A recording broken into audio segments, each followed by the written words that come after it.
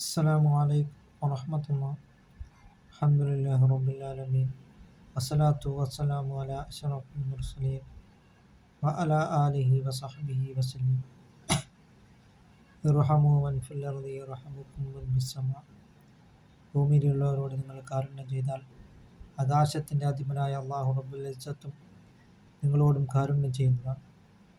മൊത്തം കാരുണ്യത്തെ അല്ലാഹു തആല 100 വിഭജിച്ചിരിക്കുന്നത്.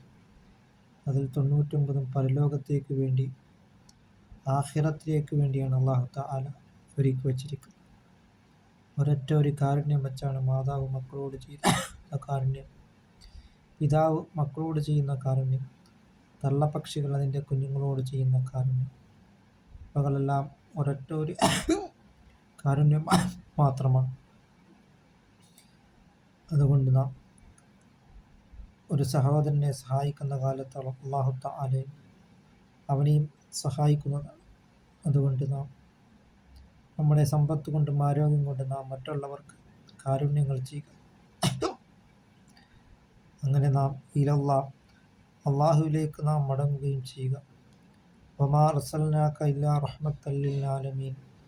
ലോകത്തിന് മൊത്തവും കാരുണ്യമായിട്ടാണ് സയ്യിദുനാ മുഹമ്മദ് റസൂലുള്ളാഹി സ്വല്ലല്ലാഹു അലൈഹി വസല്ലം തങ്ങളെ അല്ലാഹു തആല ഈ ഭൂലോകത്തിലേക്ക് നിയോഗിച്ചിട്ടുണ്ട്. മതമുള്ളവർക്കും മതമില്ലാത്തവർക്കും അവിശ്വാസികൾക്കും മുസ്ലിമീങ്ങൾക്കും ലോകത്തിന് മൊത്തമാണ് സയ്യിദുനാ റസൂൽ കരീം സ്വല്ലല്ലാഹു അലൈഹി വസല്ലം തങ്ങൾ കാരുണ്യം. അങ്ങനെ നാം നബി തങ്ങൾ പഠിപ്പിച്ച മാതൃക നാം പിൻപറ്റുകയും അല്ലാഹു തആല റഹ്മാന, ഈ ലോകത്ത് വഴിപ്പെട്ടവർക്കും വഴിപ്പെടാത്തവർക്കും ഗുണം ചെയ്യുന്നവനെന്നാണ്. റഹ്മാൻ, റഹീം എന്ന് വെച്ചാൽ ഈ ലോകത്ത് വഴിപ്പെട്ടവർക്ക് പരലോകത്ത് ഗുണം ചെയ്യുന്നവനാണ്.